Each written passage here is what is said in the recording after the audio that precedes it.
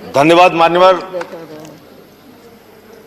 आज इस बिल पर आपने मुझे बोलने का मौका दिया। अभी मैं सत्ता पक्ष के लोगों को सुन रहा था। सिंघवी साहब ने बताया कि कैसे ये कानून सुप्रीम कोर्ट के संविधान पीठ के फैसले के खिलाफ है, कैसे ये कानून हिंदुस्तान के संविधान के खिलाफ है, कैसे ये कानून इस देश के लोकतंत्र के खिलाफ है, कैसे ये कानून एक चुनी हुई सरकार के खिलाफ है।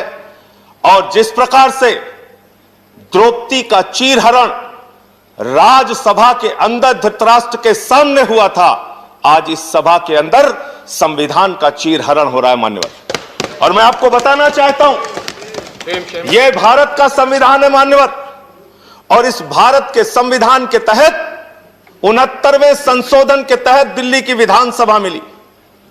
और उस 69वें संशोधन में आर्टिकल 239A का क्लॉज 6 साफ तौर पे कहता है कि दिल्ली का मंत्रिपरिषद, सरकार का मंत्रिपरिषद दिल्ली की विधानसभा के प्रति उत्तरदायी होगा।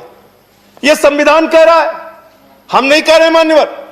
यह देश का संविधान, भारत का संविधान, बाबा साहब का संविधान कह रहा है मान्यवर। और आपने उस संविधान में संशोधन कर दिया बगैर किसी कॉन्स्टिट्यूशनल अमेंडमेंट बिल के। आप एक गैर कानूनी, गैर संवैधानिक बिल लाकर आप इस देश के संविधान को तार तार कर रहे हैं। आप भारत की आत्मा को तार तार कर रहे हैं मान्यवर। दिल्ली के 2 करोड़ लोगों ने एक सरकार को चुना। मैं आपके माध्यम से इस सरकार से पूछना चाहता हूं, हमारा अपराध क्या है? आज आप बताइए। हमारे जुल्म की, किस जुल्म की आप, किस अपराध की सजा हमें दे रहे हैं? आज बताइए इस सभा में मान्यवर। मैं पूछना चाहता हूं बड़ी विनम्रता पूर्वक आपसे, जब केजरीवाल जी मुख्यमंत्री बने, स्कूलों में जाते थे, मकड़ी के जाले लगे होते थे। आज उन स्कूलों के अंदर एयर कंडीशन कमरे दिल्ली के बच्चों के लिए बनाया। क्या यह हमारा अपराध है मान्यवर? दिल्ली में मोहल्ला क्लिनिक बनाया जहां पर 200 तरह की जांच फ्री होती है, अल्ट्रासाउंड फ्री होता है, लोगों का इलाज फ्री होता है। क्या यह हमारा अपराध है मान्यवर? केजरीवाल सरकार ने महिलाओं के लिए बस की यात्रा फ्री की, बुजुर्गों की पेंशन 2 गुना की, विधवाओं की पेंशन 2 गुना की, दिव्यांगों की पेंशन 2 गुना की, गेस्ट टीचर की तनख्वाह 2 गुना की। क्या यह हमारा अपराध है मान्यवर? हमारा अपराध क्या है? हिंदुस्तान की पहली सरकार जिसने 200 यूनिट बिजली फ्री देने का काम किया, वो सरकार है केजरीवाल सरकार। आज उस सरकार को आप इस अपराध की सजा दे रहे हैं कि हमने जनता के हित में काम किया। आज दिल्ली के सरकार की तारीफ संयुक्त राष्ट्र महासंघ के पूर्व महासचिव कोफी अन्नान जी ने की। दिल्ली के शिक्षा मॉडल की तारीफ, दिल्ली के मॉडल की तारीफ अमेरिका के न्यूयॉर्क टाइम्स में हुई मान्यवर। लोग पहले कहते थे अमेरिका से सीखो, अमेरिका से सीखो।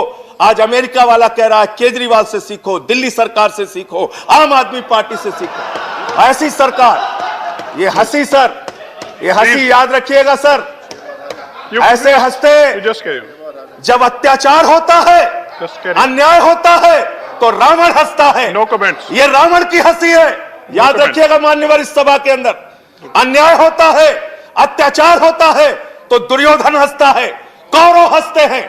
अत्याचार और अन्याय होता है तो नादिर हंसता है, बाबर हंसता है, गद्दाफी हंसता है। यह हंसी याद रखिएगा मान्यवर। ये आज एक लोकतांत्रिक ढंग से चुनी हुई सरकार, जिसको 2 बार 67 सीट 62 सीट मिली, 90% से ज्यादा एक पार्टी को सीट मिलती है, आप उसकी सरकार को खत्म कर रहे हैं। और मैं बड़ी विनम्रता पूर्वक पूछना चाहता हूं, कम से कम रविशंकर प्रसाद जी यहां पर मौजूद हैं। पूरी की पूरी भारतीय जनता पार्टी दिल्ली के पूर्ण राज्य की वकालत 2098 के घोषणा पत्र में, 2003 के घोषणा पत्र में, 2008 के घोषणा पत्र में, 2013 के घोषणा पत्र में, 2015 के घोषणा पत्र में आपने हमेशा दिल्ली को पूर्ण राज्य बनाने की वकालत की। लेकिन क्योंकि 98 से लेकर आज तक 23 साल से आप चुनाव हार रहे हैं और दिल्ली में केजरीवाल से 2 बार आप चुनाव हार गए, इसके कारण से आप एक चुनी हुई सरकार को खत्म करना चाहते हैं, उस सरकार को समाप्त करना चाहते हैं। अभी हमारे भूपेंद्र यादव जी बड़े समझदार व्यक्ति हैं, कह रहे थे राष्ट्रपति सर्वोपरि बताया गया, राज्यपाल सर्वोपरि बताया गया, उपराज्यपाल सर्वोपरि क्यों नहीं बताया जाएगा? तो आज इस सदन में तय कीजिए कि मोदी सरकार मतलब कुछ नहीं, प्रधानमंत्री मतलब कुछ नहीं, गृह मंत्री मतलब कुछ नहीं, जो कुछ होंगे देश के महामहिम राष्ट्रपति होंगे। तय कीजिए इस सरकार के इस सदन के अंदर माननीय बिल पास कीजिए बिल कि राष्ट्रपति देश को चलाएंगे।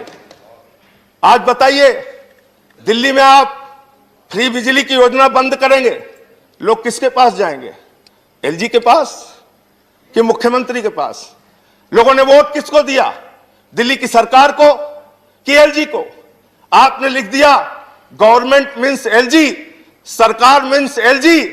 देश के सुप्रीम कोर्ट के संविधान पीठ ने, जिससे बड़ी कोई अदालत नहीं हो सकती, उस अदालत ने कहा, मान्यवर साफ तौर पे कहा, 3 विषयों को छोड़कर बाकी सारे के सारे विषय दिल्ली की एक चुनी हुई सरकार के पास होंगे। आप देश के सुप्रीम कोर्ट के संविधान पीठ को नहीं मानते, आप भारत के संविधान को नहीं मानते, आप लोकतंत्र को नहीं मानते, आप एक चुनी हुई सरकार का आज गला घोट रहे हैं। लेकिन याद रखिएगा, ये लोकतंत्र है, यहां जनता मालिक होती है। जनता जब चाहे जिसको अर्श पे पहुंचा दे, जनता जब चाहे जिसको फर्श पे पहुंचा दे। आप जो ये काम कर रहे हैं, आने वाले दिनों में इस अपराध के लिए दिल्ली की जनता और देश की जनता आपको माफ नहीं करेगी। आज मैं सिर्फ इतना कहना चाहता हूं मान्यवर, दिल्ली के अंदर केजरीवाल सरकार को क्यों बर्खास्त करने की, ये बर्खास्त मैं मानता हूं, चुनाव का कोई मतलब नहीं रह गया, सरकार को आपने खत्म कर दिया। आज क्यों किया गया ये? इसके पीछे सबसे बड़ा कारण, जब दिल्ली में किसान आए और उनको जेल में डालने के लिए आपने 9 स्टेडियम मांगा, केजरीवाल ने कहा हम ऐसा ऑर्डर फाड़ के फेंक देंगे, हम अपने अन्नदाता को जेल में नहीं डाल सकते। उस अधिकार को छीनने के लिए आप ये बिल लेकर आए हैं।